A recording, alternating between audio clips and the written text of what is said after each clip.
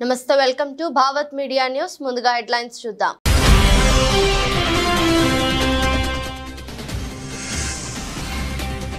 ఇటలీలో Rishi Sunak, Macron, జెలెన్స్కీలతో ప్రధాని నరేంద్ర మోదీ భేటీ. ప్రపంచ నేతలతో వరుస భేటీలు.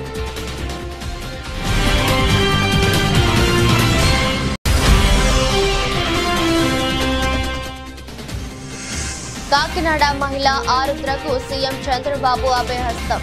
ఆరుద్ర కుమార్తె ఆరోగ్య ఖర్చులకు 5 లక్షల సాయం ప్రకటించిన సీఎం.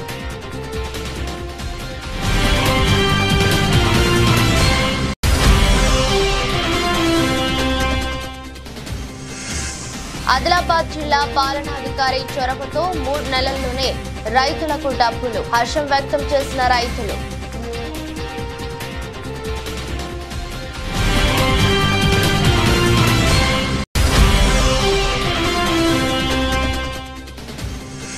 వైఎస్ఆర్ కాంగ్రెస్ పార్టీ ఎంపీలతో సమావేశమైన వైఎస్ఆర్సీపీ అధినేత. భవిష్యత్తు కార్యాచరణపై జగన్ తమ పార్టీ ఎంపీలతో చర్చించినట్టు సమాచారం.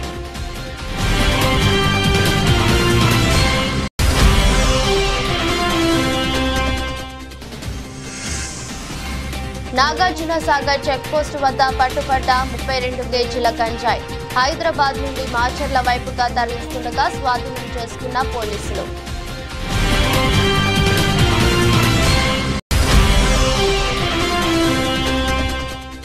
ప్రతిపక్ష కార్యకర్తలపై, నేతలపై దాడులు చేయడమే బీజేపీ సిద్ధాంతమా? ఇకనైనా దాడులు ఆపకపోతే ప్రతిఘటన ప్రారంభమవుతుందని రాజ్యసభ సభ్యులు పిల్లి సుభాష్ చంద్రబోస్ హెచ్చరిక.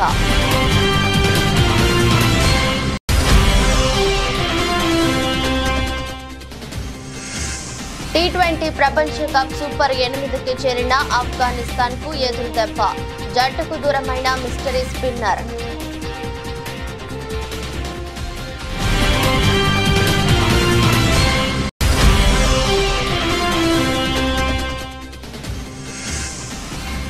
చివరి రోజు లాభాల్లోనే దేశీయ సూచీలు. 181 పాయింట్లు ఎగపాకిన సెన్సెక్స్.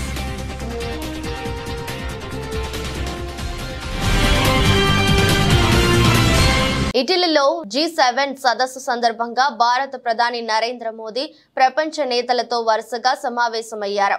బ్రిటన్ ప్రధాని రిషి సునాక్, ఫ్రాన్స్ అధ్యక్షుడు ఇమాన్యుయల్ మెక్రాన్, ఉక్రెయిన్ అధ్యక్షుడు వోలోదిమిర్ జెలెన్స్కీలతో విడివిడిగా భేటీ అయ్యారు. ఈ సమావేశాలకు సంబంధించిన వివరాలను మోదీ సోషల్ మీడియాలో పంచుకున్నారు. మా స్నేహితుడు మెక్రాన్ తో సమావేశం అద్భుతంగా జరిగింది. ఈ ఏడాదిలో ఇది మాకు 4వ భేటీ. భారత ఫ్రాన్స్ సంబంధాల బలోపేతానికి మేమిచ్చే ప్రాధాన్యతకు ఇది నిదర్శనం. రక్షణ రంగం, భద్రత, టెక్నాలజీ, AI, సముద్ర ఆధారిత ఆర్థిక వ్యవస్థ తదితర రంగాలపై ఇరువురం చర్చించుకున్నాం. వచ్చే నెలలో ప్యారిస్ ఒలింపిక్స్ ప్రారంభం కానున్న నేపథ్యంలో మెక్రాన్ కు శుభాకాంక్షలు తెలియజేశానని వివరించారు.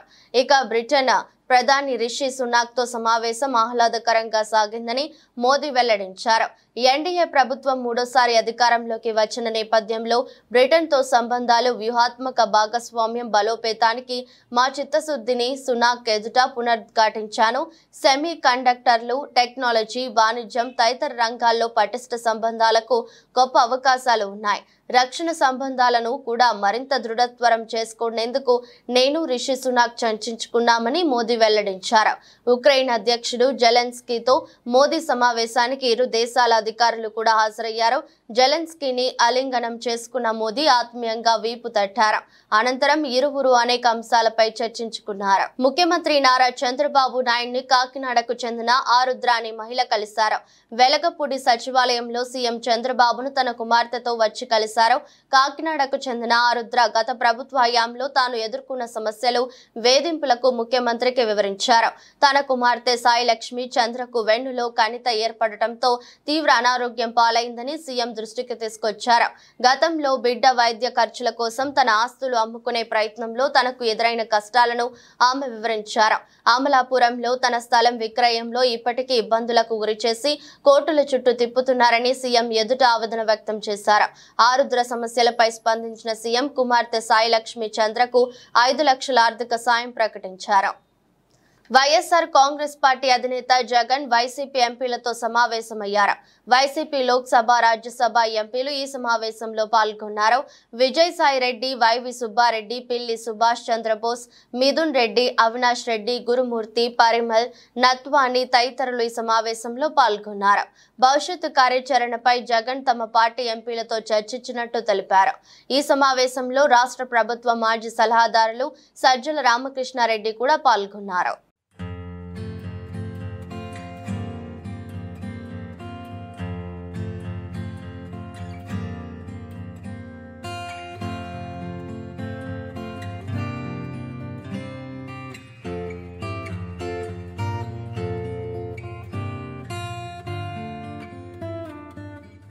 యాదాద్రి భువనగిరి జిల్లా చౌటుప్పల్లో మున్సిపాలిటీలో పలు వార్డులలో జరుగుతున్న అభివృద్ధి పనులను మున్సిపల్ చైర్పర్సన్ వెంరెడ్డి రాజు కౌన్సిలర్లతో కలిసి పరిశీలించి రానున్న వర్షాకాలంలో తీసుకోవాల్సిన చర్యలపై అధికారులను సూచించారు. అక్రమ కట్టడాలపై అధికారులను ఎమ్మెల్యే రాజగోపాల్ రెడ్డి హెచ్చరించారు. అనంతరం కళ్యాణ లక్ష్మి లబ్ధిదారులకు చెక్కులను పంపిణీ చేశారు. ఆయన మాట్లాడుతూ కాంగ్రెస్ పార్టీ ఇచ్చిన హామీలు ఒక్కొక్కటిగా అన్ని నెరవేరుస్తామన్నారు. మునుగోడు ప్రజలు ఎదురు చూస్తున్న శుభవార్త తొందరలోనే వస్తుందని అనుకుంటున్నానని తెలిపారు. స్థలం ఉండి కట్టుకునే వారికి 5 లక్షలు, ఇంటి స్థలం లేని నిరుపేదలకు డబుల్ బెడ్రూమ్లు తొందరలోనే ఇస్తామని అన్నారు. గత ప్రభుత్వంలో లాగా మేము మాట ఇచ్చి తప్పే ప్రభుత్వం మా ప్రభుత్వం కాదని తెలిపారు. టెండర్ పిలిచి రోడ్లు, డ్రైనేజీలు, హాస్పిటల్ బిల్డింగు, మార్కెట్ యార్డ్ అసంపూర్తిగా కంప్లీట్ రిక్వైర్మెంట్ తగ్గట్టు ప్లాన్ చేయలేదు. గతంలో కూడా ఒకసారి నేను ఎమ్మెల్యే గెలిచిన తర్వాత కూడా వాటిని అన్నింటినీ కూడా నేను పర్యవేక్షించడం జరిగింది క్లోజ్గా. మధ్యలో మళ్ళీ పార్లమెంట్ ఎన్నికలు వచ్చి ఎలక్షన్ కోడ్ వచ్చింది కాబట్టి అధికారులందరూ కూడా అందుబాటులో లేకపోవడం వల్ల ఎలక్షన్ కోడ్ అయిపోయిన తర్వాత మళ్ళీ ఒకసారి ఏదైతే ఆన్ గోయింగ్ వర్క్స్ వాళ్ళు మా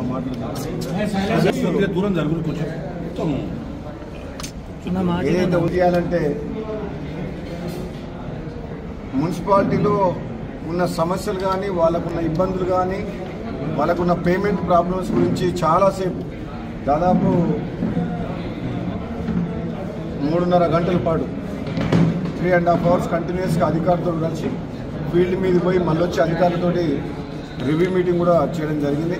తప్పకుండా చౌటుప్పల్ మున్సిపాలిటీ ప్రజలందరికీ కూడా నేను మీకు మాటిస్తున్నాను. యూట్యూబ్ ఛానళ్ళ మీద ఎవరికి కంట్రోల్ లేదు.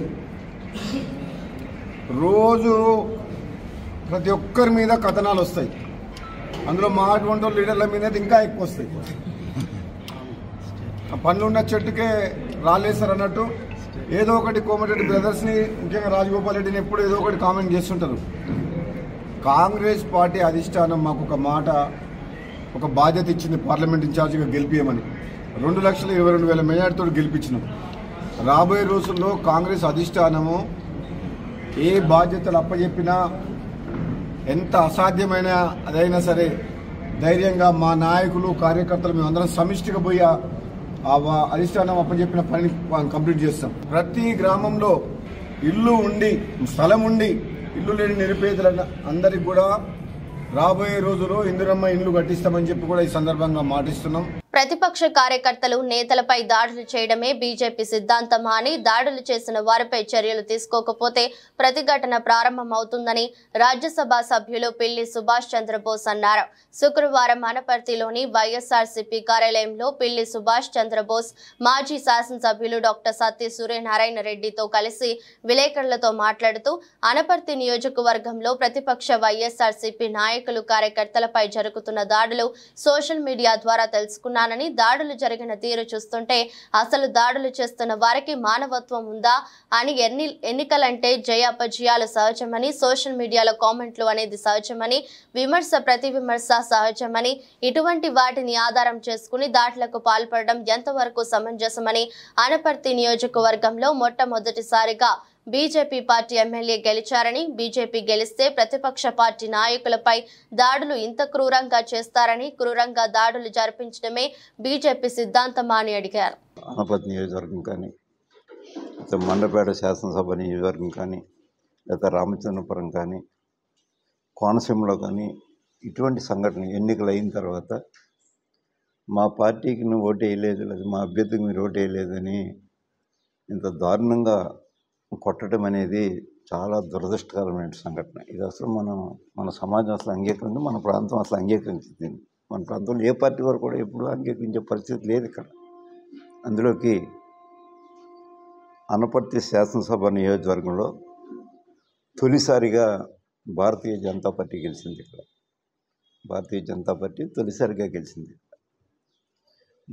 భారతీయ జనతా పార్టీలో నాకైతే అపారమైన నమ్మకం ఆ పార్టీ మీద. ఏం చేతంటే విజ్ఞులు అందరూ ఆ పార్టీలో ఉన్నారు, విద్యావంతులు ఉన్నారు, చాలా సాఫ్ట్ నేచర్డ్ పర్సన్స్ అందరూ దాంట్లో ఉన్నారు.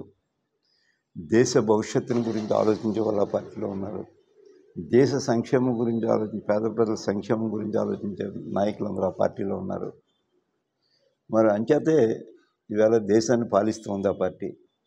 మరి అటువంటి పార్టీలో ఎన్నికైన ఈ నియోజకవర్గంలో ఇటువంటి సంఘటన జరగటం నాకైతే ఆ వీడియో మీకు కూడా చూపిస్తాను. ఆ వీడియో చూసిన తర్వాత నాకు కొంచెం బాధాకరం అనిపించింది. అడగండి, ఎవరో దాని పూర్తి విచారణ జరిగితే మీకు పెద్ద కష్టం కాదు. ఇది ఏమైనా అంతర్జాతీయ నేరగాళ్ళు చేసిన నేరాలు కాదు. ఇదంతా కూడా ఇక్కడ ఒక పార్టీ వాళ్ళు ఎవరైతే గెలిచారో ఆ పార్టీ వాళ్ళే. అది ఎందుకు ఇంకోళ్ళకి ఏంటి అవసరం వాళ్ళకి? అంచేత వాళ్ళు చేసిన పనులు కాబట్టి తక్షణం వాళ్ళు ఎంతటి వాళ్ళన్నా వారిని ఇమ్మీడియట్గా కూడా అరెస్ట్ చేయకపోతే దీన్ని మాత్రం మేము హైకోర్టులో పిటిషన్ ఫైల్ చేస్తాం. అప్పుడైనా మీరు కదవలసి వస్తుంది. మీరు తక్షణం పోలీసు వారు దీని మీద విచారణ చేయకపోతే, కేసు రిజిస్టర్ చేసి విచారణ చేయకపోతే ఎవరిదైనా ప్రాణం పోతే ఖచ్చితంగా పోద్ది. ఏం చేద్దంటే అంత దారుణంగా ఉన్నాయి దెబ్బలు. పోతే యు ఆర్ రెస్పాన్సిబుల్. ఇక్కడ లోకల్ పోలీస్ అథారిటీ రెస్పాన్సిబుల్ అవుతారు కాబట్టి రెస్పాన్సిబుల్ చేస్తున్నాం మిమ్మల్ని. రేపొద్దున మీ మీదే ఆ కేసు రిజిస్టర్ చేయించవలసినటువంటి పరిస్థితులు దాపరిస్తాయి. మీకు దాన్ని తక్షణం చేయవలసిందిగా మేము కోరుతూ ఉన్నాం. గతంలో పోస్ట్ ఆఫీస్ అధికారి తప్పిదం వల్ల మోసపోయిన రైతులకు ఇండియన్ పోస్ట్ పేమెంట్ బ్యాంక్ ద్వారా పత్తి రైతులకు 1,15,00,000 రూపాయలు 75 మంది రైతులకు సంబంధించిన డబ్బులను జిల్లాలోని పోస్ట్ ఆఫీసులో జిల్లా పాలనాధికారి రాజశీష, శాసనసభ్యులు పాయల్ శంకర్లు రైతులకు అందజేశారు. ఈ సందర్భంగా జిల్లా పాలనాధికారి మాట్లాడుతూ ఆదిలాబాద్ పట్టణంలో పోస్ట్ ఆఫీస్ రైతుల ఖాతాలో గతంలో CCI నుండి డబ్బులు జమ చేసిన సంఘటనలో ఓ అధికారి తప్పిదం 75 మంది రైతులు ఖాతాలలో జమైన డబ్బులు మాయమైనట్లు తెలిపారు. ఈ సందర్భంగా ఈ సంఘటనపై జిల్లా పాలనాధికారి ప్రత్యేక చొరవతో 3 నెలల్లోనే రైతుల సమస్యను పరిష్కరించారు. 1,15,00,000 రూపాయలు 75 మంది రైతులకు పోస్ట్ ఆఫీస్ ద్వారా రైతులకు అందజేయడం జరిగింది. మన 3 నెలల క్రితంలో ఇక్కడ ఏవైతే ఒక అవినీతి జరిగింది, సో ఆ అవినీతికి పోస్టల్ బ్యాంక్ వారి తరఫు నుంచి సరి చేసుకొని ఈరోజు ఎవరైతే 75 రైతులు ఉన్నారో వాళ్ళకి కాటన్ కార్పొరేషన్ ఆఫ్ ఇండియా నుంచి వాళ్ళు పంట పండిన తర్వాత మళ్ళీ అమ్మిన తర్వాత కాటన్ కార్పొరేషన్ ఆఫ్ ఇండియా నుంచి ఏవైతే డబ్బులు రావడం జరిగింది పోయిన వానాకాలం సంబంధించిన ఆ డబ్బులు మరి యొక్క అధికారులు మోసం చేసి ఏవైతే డబ్బులు రైతులు అకౌంట్ నుంచి వాపస్ తీసేసుకున్నారు ఆ డబ్బులు ఈరోజు మళ్ళీ పోస్టల్ బ్యాంక్ చొర్యతోని ఈరోజు 75 నుంచి 80 రైతులకి వాళ్ళకి ఈరోజు పోస్టల్ బ్యాంకులో ఒక కౌంటర్ ఏర్పాట్లు చేసుకొని 1,15,20,000 రూపాయలు ఈరోజు రైతులకి అందజేయడం జరుగుతుంది. సో ఈ కార్యక్రమంలో మేజర్గా నాతో పాటు ఈరోజు ఎమ్మెల్యే గారు, తర్వాత పోస్టల్ బ్యాంక్ అధికారులు వారు అందరూ కూడా ఇక్కడ రావడం జరిగింది, హాజరయ్యారు. ముఖ్యంగా మొదటిసారి మాకు ఈ సమాచారం తెలిసిన తర్వాత ఎమ్మెల్యే గారు కూడా మాకు దృష్టిలో తీసుకొని వచ్చి మేజర్గా రైతులు కూడా మా దగ్గర వచ్చి మాకు చాలా ఇది అన్యాయం జరిగింది, చాలా పేద రైతులు మహిళల రైతులు కూడా మా దగ్గర వచ్చి అది వాళ్ళు విజ్ఞప్తి చేయడం జరిగింది. సో ఎమ్మెల్యే గారితో కూడా డిస్కస్ చేసి గౌరవ మంత్రి గారితో కూడా డిస్కస్ చేసి అది ఏ విధంగా సాల్వ్ చేయాలి, ముఖ్యంగా ఎస్పీ గారు కూడా దీంట్లో చాలా కృషి చేసి ఎవరైతే ఈ మోసం చేశారో తొందరగా అరెస్ట్ కూడా చేయడం జరిగింది, ఎంక్వైరీ కూడా ఇంటగ్రేట్ కూడా చేయడం జరిగింది. ముఖ్యంగా రైతులు కూడా చాలా సహకరించారు. 3 నెలల చాలా కష్టపడి వెయిట్ చేసుకొని కూడా మాకి ప్రతిరోజు సహాయం చేశారు. ఎందుకంటే వాళ్ళు కూడా ఎప్పుడైనా ఈ ధర్నాలో కానీ ఆందోళన కానీ ఎప్పుడైనా చేయట్లేదు. చాలా కష్టపడి కూడా రైతులు పోలీస్ తరఫు నుంచి ఏమైనా సమాచారం కావాలో, పోస్టల్ బ్యాంక్ తరఫు నుంచి ఏమైనా డాక్యుమెంటేషన్ కావాలో అప్పటికి అప్పుడు వచ్చి తొందరగా ఇవ్వడం జరిగిన వల్ల తర్వాత నేను కూడా ఎమ్మెల్యే గారు కూడా అక్కడ ఢిల్లీలో కూడా మాట్లాడి మరి వాళ్ళు ఎవరైతే అక్కడ రిస్క్ మేనేజ్మెంట్ బ్రాంచ్ ఉన్నాయో వాళ్ళతో కూడా మాట్లాడి రైతులు చాలా కష్టపడుతున్నారు. ఇప్పుడు వానాకాలం సీజన్ రాబోతున్నాయి, వాళ్ళకి ఈ మన పెట్టుబడి కోసం, విత్తనాల కోసం, తర్వాత ఎరువుల కోసం డబ్బులు కావాలి, ఏ విధంగా తొందరగా ఇవ్వాలి. సో వాళ్ళు కూడా ఒక కమిట్మెంట్ ఇచ్చి వాళ్ళ తరఫు నుంచే ఖర్చు పెట్టి 3 నెలల్లోనే ఈ డబ్బులు ఈరోజు రైతులకి చేయడం జరుగుతుంది. అంటే చాలా సంతోషకరమైన ఈ విషయం ఉంది. ఖమ్మం జిల్లా వైరా మండల కేంద్రంలోని గుట్టబడి ప్రభుత్వ పాఠశాలలో 5వ తరగతి చదివి గురుకుల పాఠశాలలో సీట్లు సాధించిన 41 మంది విద్యార్థులకు అభినందన కార్యక్రమం నిర్వహించారు. ఈ కార్యక్రమానికి ముఖ్య అతిథులుగా ఎమ్మెల్యే మాలోతు రామదాస్ నాయక్, జిల్లా కాంగ్రెస్ పార్టీ అధ్యక్షులు పి దుర్గా ప్రసాద్ పాల్గొని విద్యార్థులను ఘనంగా సన్మానించారు. ప్రభుత్వ పాఠశాలలో చదివిన విద్యార్థులు గురుకుల పాఠశాలలో ర్యాంకులు సాధించడంలో కృషి చేసిన ప్రధానోపాధ్యాయుడు నాగపత్తిన భాస్కర్ను ఎమ్మెల్యే రామదాస్ నాయక్ ఘనంగా సన్మానించారు. ప్రభుత్వ పాఠశాలల్లో చదివిన విద్యార్థులు గురుకుల ర్యాంకులు సాధించడం అభినందనీయమని అన్నారు. కాంగ్రెస్ ప్రభుత్వం విద్యారంగాన్ని ముందుకు తీసుకువెళ్లేందుకు ప్రభుత్వ పాఠశాలలను కార్పొరేట్ స్థాయిలో మౌలిక వసతులు కల్పిస్తుందని తెలిపారు.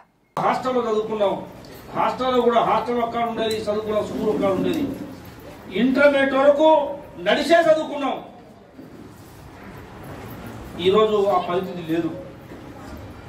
పిల్లల కాలు కూడా మధ్య అంటకుండా తల్లిదండ్రులు చదివిస్తున్న పరిస్థితులని, ఆటోలని, బస్సులని, అవన్నీ లేకపోతే సైకిల్ మోడలని ఇలాంటి సౌకర్యం వచ్చింది. కాబట్టి పిల్లలు పెద్దలు చెప్పారు, అందరూ ఉదాహరణలో తీసుకోవాలి. ఇది మామూలు పాఠశాల కాదు, ఇది గుట్టబడి అంటే మామూలు పాఠశాల కాదు. ఇది దీనికి ఒక చరిత్ర సృష్టించు ఓ పెద్ద మనిషి దుర్గన్న పంచాయతీ సర్పంచ్ అయ్యిండు, ఇప్పుడు జిల్లా కాంగ్రెస్ ప్రెసిడెంట్ అయ్యిండు. ఈ రాష్ట్ర ఉప ముఖ్యమంత్రి కావాలి, కొద్దిలో పోయింది ఉప ముఖ్యమంత్రి. ఈ ప్రాంత వాసి లక్ష్మీపురంలో జన్మించిన భట్టి విక్రమార్క గారు. మరి చదువు ఇక్కడ దీని ముహూర్తం అటువంటిది అయ్యగారు, దీని ముహూర్త బలం, దీని పేరు అటువంటిది. కాబట్టి ఇవాళ ఉప ముఖ్యమంత్రి రాష్ట్రాన్ని ఏలుతున్న నాయకుడు భట్టి విక్రమార్క గారు ఈ పాఠశాలలో చదువుకున్న అంటే మాటలు కాదు. ఈ పాఠశాల పేరు, ప్రతిష్ట, గౌరవం పెంచే విధంగా ఇవాళ వివిధ రకాల హోదాల్లో కూడా బయట ఉద్యోగాలు చేస్తున్నారు. మంచి ధనవంతులైనరు, పెద్ద పెద్ద ఉద్యోగాలు చేస్తున్నారు, వ్యాపారాలు చేస్తున్నారు. కాబట్టి చదువుకున్న ఇప్పుడున్న పిల్లలందరూ కూడా పెద్ద ఎత్తున కష్టపడాలి. ఇవాళ డబ్బులు ఎన్ని భూములున్నా ఈ ఆస్తులు కావు, చదువే మనకు పెద్ద ఆస్తి. తల్లిదండ్రులు కూడా ప్రధానంగా మనవి చేస్తా ఉన్నా, పిల్లల్ని చదివిస్తే మీరు వాళ్ళకు ఒక 10 ఎకరాలు 20 ఎకరాలు ఇచ్చినట్టే. వాళ్ళని కష్టపడి ఇబ్బంది పడి గట్టిగా చదివించాలని మీ అందరికీ మనవి చేస్తూ, అన్ని విషయాలు మనం సీతారామరావు చెప్పాడు, దుర్గాన చెప్పాడు. కాబట్టి మా పట్టు మేమందరం కూడా ప్రభుత్వ పాఠశాల చదివి వచ్చిన వాళ్ళమే. అనపర్తి మండలం అభివృద్ధి అధికారి కార్యాలయంలో 4 మండలాల ఎండీఓస్, EOs, Panchayati Raj department, RWS departments, deputy executive ఇంజనీర్లు, 4 మండలాల అసిస్టెంట్ ఇంజనీర్స్, 4 మండలాల గ్రామ పంచాయతీ సెక్రటరీస్ లతో అనపర్తి నియోజకవర్గం సమీక్ష సమావేశంలో పాల్గొన్న అనపర్తి శాసనసభ్యులు నల్లమిల్లి రామకృష్ణారెడ్డి తూర్పు గోదావరి జిల్లా అనపర్తి నియోజకవర్గం ప్రస్తుత పరిస్థితిపై 4 మండలాల పంచాయతీ సెక్రటరీలు, ఎంపీడీఓలు, జలవనరుల శాఖ అధికారులతో కార్యక్రమం ఎంపీడీఓ కార్యాలయంలో అనపర్తి శాసనసభ్యులు నల్లమిల్లి రామకృష్ణారెడ్డి సమీక్ష నిర్వహించారు. ఈ సందర్భంగా గత 5 సంవత్సరాలుగా అనపర్తి నియోజకవర్గంలో జరిగిన అభివృద్ధి, మౌలిక వస్తువుల కల్పన, అవినీతి ఆరోపణలపై విస్తృతంగా చర్చించారు. అనపర్తి నియోజకవర్గంలో ఎంపీడీఓలు, గ్రామ పంచాయతీ కార్యదర్శులు, పంచాయతీరాజ్ ఇంజనీరింగ్ విభాగం, ఆర్డబ్ల్యూఎస్ ఇంజనీరింగ్ విభాగం ఇప్పటి వరకు జరిగిన కార్యక్రమాలు, ఇప్పటి వరకు జరిగిన విషయాల పైన నాకు ఒక అవగాహన రావాలి. కాబట్టి ఇక ముందు ఏ విధంగా ముందుకు వెళ్ళాలనే దానిపైన అధికారులతో సమన్వయం కావాలి. కాబట్టి ఒక అవగాహన కార్యక్రమాన్ని నిర్వహించుకోవడం జరిగింది. దీనికి నియోజకవర్గంలో అధికారులందరూ రావడం జరిగింది. ముఖ్యంగా అనేక విషయాలు చర్చించడం జరిగింది. ముఖ్యంగా 2019 నుంచి 2024 వరకు జరిగిన ప్రభుత్వంలో అనేక తప్పిదాలు కానివ్వండి, లేదా అవకతవకలు కానివ్వండి, కొన్ని వెలుగు చూసాయి. ఈరోజు దానిపైన తప్పనిసరిగా విచారణకి కలెక్టర్ గారిని కోరడం జరుగుతుంది. అదేవిధంగా ఒక చక్కటి సమన్వయంతో అధికారులు ప్రభుత్వానికి సహకరించే విధంగా, ప్రభుత్వం అధికారులతో సత్సంబంధాలు ఉండే విధంగా వెళ్ళడం జరుగుతుంది. దానికి సంబంధించి ఇవాళ ఒక దిశానిర్దేశం కూడా చేసుకోవడం జరిగింది. ఏదైనా ప్రభుత్వ లక్ష్యం ఒకటే, ప్రజలకు సంక్షేమ ఫలాలు, అభివృద్ధి ఫలాలు అందించాలి. చంద్రబాబు నాయుడు గారు ఇచ్చిన హామీ మేరకు, మోడీ గారు ఇచ్చిన గ్యారంటీ మేరకు ప్రజలకు సుపరిపాలన అందించాలి. దానికోసమని ఈరోజు అధికారులందరితో మాట్లాడడం జరిగింది. అధికారులందరి దగ్గర నుంచి ఫీడ్బ్యాక్ తీసుకోవడం జరిగింది. గుంటూరు జిల్లా ప్రతిపాడు నియోజకవర్గం పెదనందిపాడు, కాకుమాను మండలాల్లో ప్రతి జిల్లా పరిషత్ ఉన్నత పాఠశాలలో విద్యార్థులకు ప్రభుత్వం ద్వారా స్టూడెంట్స్ కి కిట్లు పంపిణీ చేసిన ప్రతిపాడు శాసనసభ్యులు బుర్ల రామాంజనేయులు కాకుమాను మండలంలో 2108 కిట్లను పంపిణీ చేశారు. బుర్ల రామాంజనేయులు మాట్లాడుతూ 90% మార్కులు సాధించాలని, స్కూల్ పిల్లలకు స్కిల్ డెవలప్మెంట్ మరియు నైపుణ్యం కలిగిన చదువును అందించాలని టీచర్లను కోరారు. ప్రముఖ సినీ నటి హేమ బెంగళూరు జైలు నుంచి విడుదలయ్యారు. కోర్టు ఆమెకు షరతులతో కూడిన బెయిల్ మంజూరు చేయడంతో ఆమె విడుదలయ్యారు. బెంగళూరు రేవ్ పార్టీ కేసులో సినీ నటి హేమను బెంగళూరు సిసిబి పోలీసులు అరెస్ట్ చేశారు. ఆమె బెయిల్ పిటిషన్ దాఖలు చేసుకున్నారు. హేమ వద్ద ఎలాంటి డ్రగ్స్ దొరకలేదని, అలాగే ఘటన జరిగిన 10 రోజులకు వైద్య పరీక్షలు నిర్వహించారని ఆమె తరపు న్యాయవాది కోర్టులో వాదనలు వినిపించారు. అలాగే డ్రగ్స్ తీసుకున్నట్లు పోలీసులు సాక్ష్యాలు చూపించలేకపోయారని పేర్కొన్నారు. అయితే ఆమె పార్టీలో పాల్గొన్నట్లు చూపి ఆధారాలను సిసిబి కోర్టుకు అందించింది. ఇరువైపులా వాదనలు విన్న న్యాయస్థానం హేమకు షరతులతో కూడిన బెయిల్ ను మంజూరు చేసింది. దీంతో ఆమె ఈ రోజు విడుదలయ్యారు.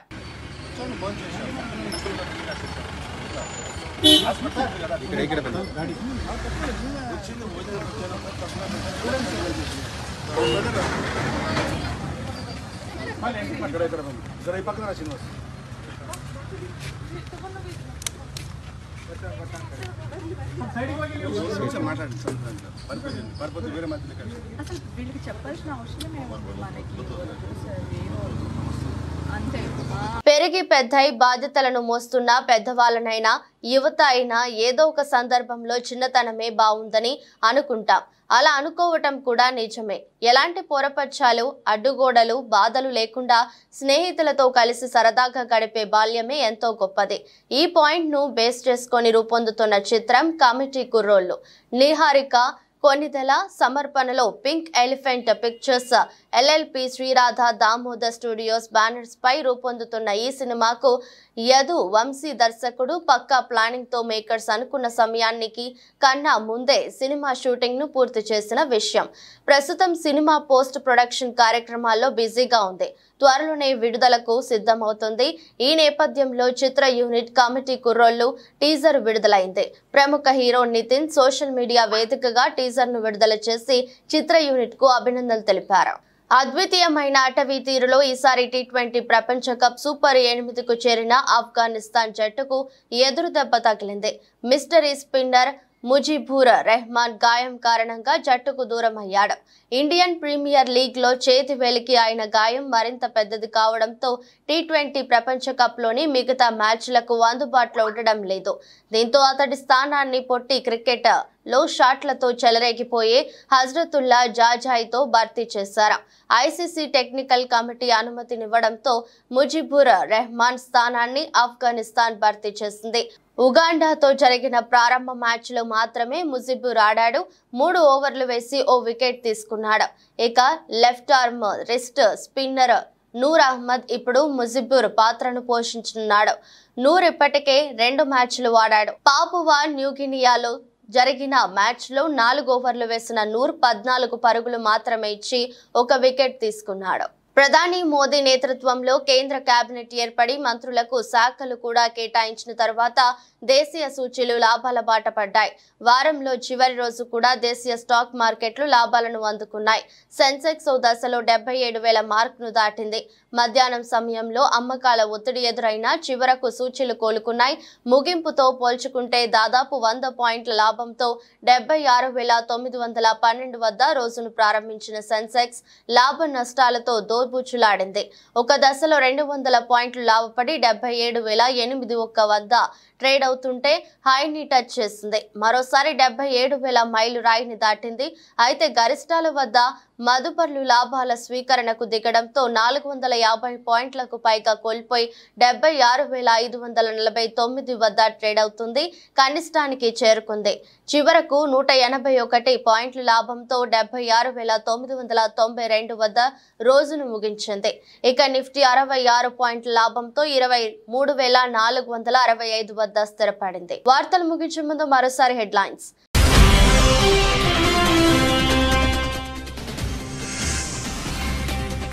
ఇటలీలో రిషి సునాక్, మెక్రాన్, జెలెన్స్కీలతో ప్రధాని నరేంద్ర మోదీ భేటీ. ప్రపంచ నేతలతో వరుస భేటీలు.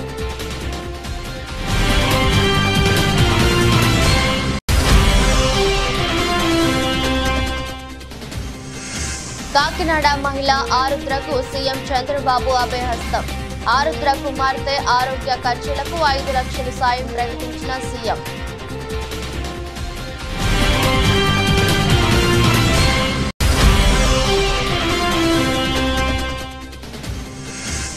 ఆదిలాబాద్ జిల్లా పాలనాధికారి చొరవతో 3 నెలల్లోనే రైతులకు డబ్బులు. హర్షం వ్యక్తం చేసిన రైతులు.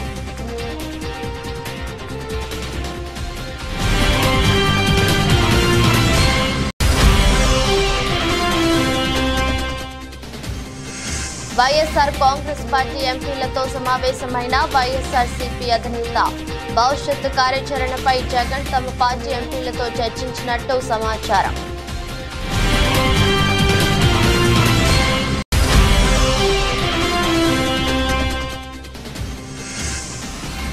నాగార్జున సాగర్ చెక్పోస్టు వద్ద పట్టుబడ్డ 32 కేజీల గంజాయి. హైదరాబాద్ నుండి మాచర్ల వైపుగా తరలిస్తుండగా స్వాధీనం చేసుకున్న పోలీసులు.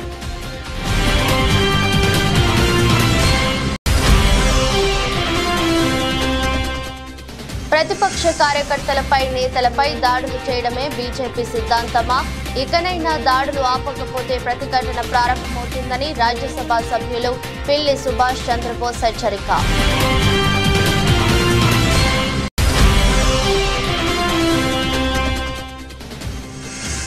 T20 ప్రపంచ కప్ సూపర్ 8కి చేరిన ఆఫ్ఘనిస్తాన్ కు ఎదురు దెబ్బ. జట్టుకు దూరమైన మిస్టరీ స్పిన్నర్.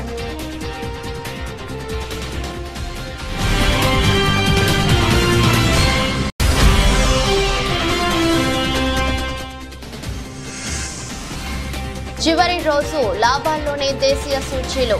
181 పాయింట్లు ఎగపాకిన సెన్సెక్స్.